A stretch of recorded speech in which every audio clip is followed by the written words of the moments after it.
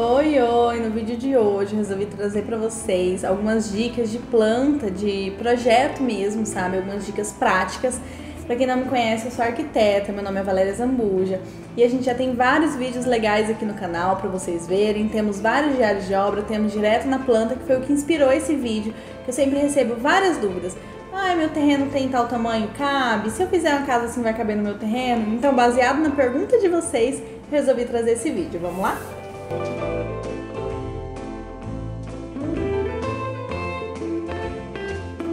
Olha só, eu fiz até uma listinha aqui para não esquecer de nada. A minha dica número 1 é quando vocês forem comprar o terreno, pensarem antes no tamanho da casa.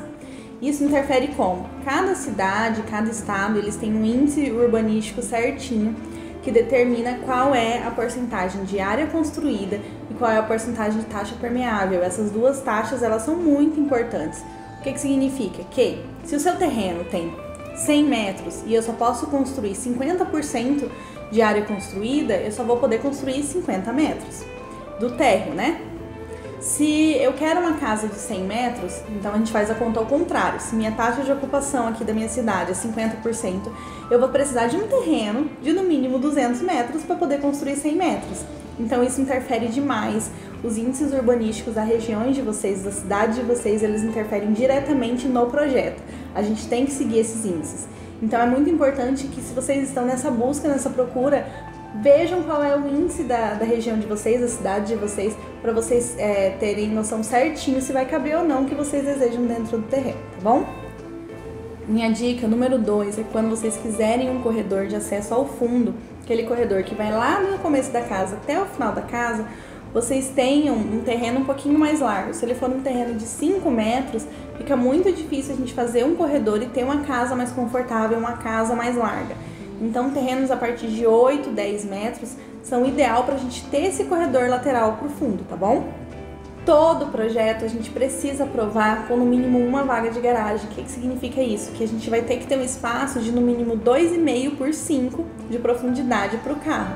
Então, ali na frente do teu terreno, a gente vai ter que ter esse recuo de 5 metros. A maioria é assim, tá? Esse é um valor mínimo para a garagem, então a gente vai ter que ter esse recuo. E pensem também nisso, porque se vocês querem 2, 3 garagens, 2, 3 vagas na garagem, né? Esse comprimento, esse terreno vai ter que ter um comprimento um pouquinho maior. Minha quarta dica é, para terrenos menores, vocês podem fazer encostar a casa em um dos lados. Eu acho muito legal quando a gente não encosta dos dois lados, quando possível, lógico, a gente não encostar dos dois lados, para ter uma circulação de vento maior. A gente tem entrada de ar muito maior nessa casa, a gente tem entrada de iluminação muito maior, porque a gente consegue pegar sempre 3 eixos, né? Não deixando a casa completamente lacrada. Quando não é possível, aí vocês encostam sim nos dois lados do muro, tá bom? Lembrando que, para deixar janela no corredor lateral, a gente precisa deixar um recuo de 1,5 metro. Isso é regra obrigatória, tá bom? Questão ainda dos recuos. Os recuos, eles muitas vezes são determinados também pelos índices urbanísticos e vocês, quando quiserem ter quintal, né? Nem todo mundo quer quintal, nem todo mundo faz questão, não tem problema. Mas quando vocês quiserem quintal, lembre-se que, além de ter o recuo da garagem de 5 metros, lá no final a gente vai ter que deixar um espaço de quintal, um espaço para piscina. Então, pensem nisso quando vocês forem ver o comprimento do terreno. Ou o terreno tem que ser maior, ou a gente eleva a casa, porque isso diminui, né? A gente coloca a sala e cozinha embaixo, os quartos em cima, e a gente diminui o tamanho da área construída para poder ter esse quintal no fundo. Então tem sempre que ponderar para vocês o que compensa, tá bom? Uma dica muito legal quando vocês têm uma casa menor ou quando vocês têm um espaço que não querem dar uma sensação de que é maior, o pé direito duplo ele ajuda muito nisso. Pé direito duplo na sala, pé direito duplo na cozinha. Se o ambiente ele é aberto um com o outro, né? Se a sala e a cozinha são abertas, fica super legal, fica super bonito. Fora que lá fora na fachada ele vai ficar super imponente, já vai dar aquele charme para sua casa. Quando a gente tem terrenos muito finos, né? Que eles, por exemplo, eu recebi muita mensagem de terrenos de frente 6 por 18, 6 por 25, 6 por 15, eles são terrenos mais finos, então provavelmente ou a gente vai ter que colocar essas casas muro a muro, encostada nos muros, ou a gente vai ter casas mais lineares. Um terreno 6x25 que eu quero deixar um corredor no fundo, vão ser casas mais compridas, né? A gente não vai conseguir fazer uma casa mais quadradinha, digamos assim. Vão ser casas lineares que a gente fala. Outra dica que eu dou pra vocês, quando vocês forem escolher portas e janelas, os vãos, escolham tamanhos padrões. O que são tamanhos padrões? 1,20, 1,40, 1,5 para portas, 60, 70 e 80. Por quê? Na hora que vocês forem comprar, qualquer loja vai ter esses tamanhos padrões, vocês conseguem orçar em vários lugares. Eu quero uma janela de 1,70, eu vou ter que mandar fazer essa janela. Essa janela não vai ter um tamanho pré-fabricado, entenderam? Então assim, tamanhos padrões reduzem os custos da obra e vocês também não precisam fabricar, reduz o tempo. Se eu quero fabricar uma janela de um tamanho específico, uma porta de um tamanho específico, eu tenho que esperar esse tempo de fabricação. E ainda sobre portas e janelas. As portas e janelas, elas têm que ser posicionadas de acordo com o layout da sua casa. Nem sempre, por exemplo, se eu tenho um quarto que é 2,5 por 3, e aí nesse espaço de 2,5 é a minha janela, certo? E eu quero fazer uma janela de 1,5 m porque eu acho que fica mais bonito, eu acho que fica maior. Nesse 1,5 m, se eu centralizar a janela, não vai sobrar 60 centímetros em nenhum dos dois lados. Então o que acontece? Eu não vou conseguir, eu vou inutilizar aquelas duas paredes para fazer guarda-roupa. Eu não vou conseguir fazer um guarda-roupa de 60 centímetros. Então assim, se você quer muito uma janela grande, você quer muito um espaço assim visual maior, desloca ela, não tem problema nenhum, coloca ela no cantinho, tá? Pensem no layout de vocês, onde vocês querem guarda-roupa, onde vocês querem cama, onde vocês vão querer o sofá para poder determinar onde vai ser a televisão. Então, é muito importante não pensar só nas medidas, pensar no posicionamento que vocês vão querer das coisas, tá bom? Outra dica que eu acho muito legal é na hora da cozinha, manter duas paredes livres. O que significa isso?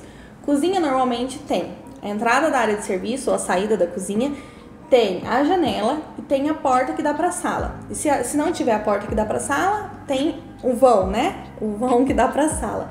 Então, imagina se eu colocar uma porta a janela, uma porta, ó, uma parede a janela, uma parede a porta e outra parede a sala.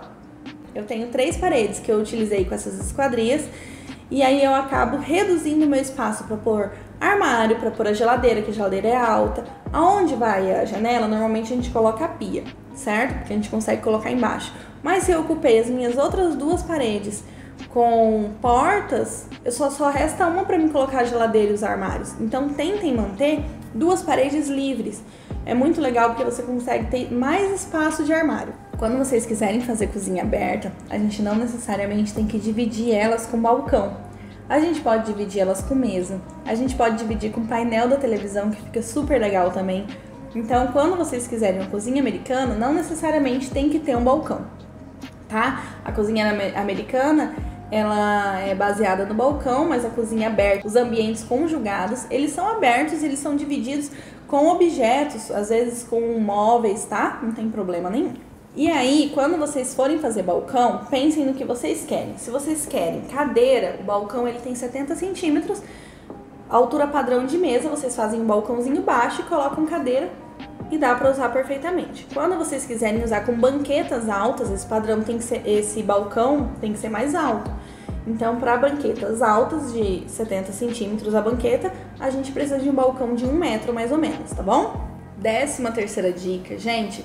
Algumas coisas existem alturas padrões, alturas que já foram estudadas que dá certo. Então, as alturas padrões de pia, tanto de banheiro quanto de cozinha, é 90 centímetros. Existem algumas pessoas que reclamam dessa altura porque são muito baixinhas e acham que a pia fica alta. Se for o seu caso, não tem problema nenhum você reduzir um pouquinho essa pia. E se você for muito alto, eu tenho 2 metros, eu vou ser o único usuário desse banheiro e eu acho a pia baixa, aumenta um pouquinho para 1 metro também. Mas a medida padrão das pias, tanto de cozinha quanto de banheiro, é 90 centímetros. Uma dica super legal também, que vocês já devem ter visto vários vídeos aí nas redes sociais, é quando você não tem espaço para ter lavabo, você só tem um banheiro social, você colocar box espelhado. Quando a gente coloca box com aquele vidro espelhado, não necessariamente espelho, tá, gente? Vidro espelhado, E quando você entra no banheiro, você não consegue ver, não tem o visual ali de dentro do box. Então fica muito legal, uma solução bacana, porque a visita não vai ter acesso, né? Não vai ficar vendo lá dentro a área de banho e vai parecer um lavabozinho. E nas suítes, já que a gente tá falando de banheiro, quando a gente tem suítes, não necessariamente a gente precisa dividir o closet com parede. É a mesma história da cozinha, né? A gente pode dividir com armários. O fundo do seu armário pode ser o painel da televisão. Então, assim, essas divisórias a gente consegue fazer tranquilamente com móveis. Mas aí, lembrando que se você for fazer móvel planejado, essa solução funciona. Se vocês forem comprar um móvel pronto, às vezes não vai funcionar direito e é melhor a gente fazer a parede. Então, sempre pensando o que vocês querem, o que é melhor pra vocês, né? E uma última dica que é super legal e que eu gosto muito de fazer nas obras, quando a gente está construindo e tem essa possibilidade de fazer o interruptor do lado da cama. Quando a gente define o layout, a gente sabe que a cama vai ser naquela posição e fazer um interruptor paralelo, ou seja, eu entrei no quarto, a luz tá ligada, fiz tudo que eu tinha que fazer, deitei pra dormir, eu posso desligar a luz do quarto do lado da minha cama. Gente, isso é um conforto que parece bobo, não vai agregar valor, custo alto na tua obra, mas é muito legal quando a gente já tá assim, usuário do quarto, sabe? Num dia cansado, ai meu Deus, esqueci a luz ligada, tem que levantar para desligar, gente, é um conforto. É um conforto assim, simples, fácil de fazer, é um interruptor paralelo que se chama. Vocês conseguem fazer aí na obra de vocês, tá bom? Espero que vocês tenham gostado, esse foi nosso vídeo de dicas.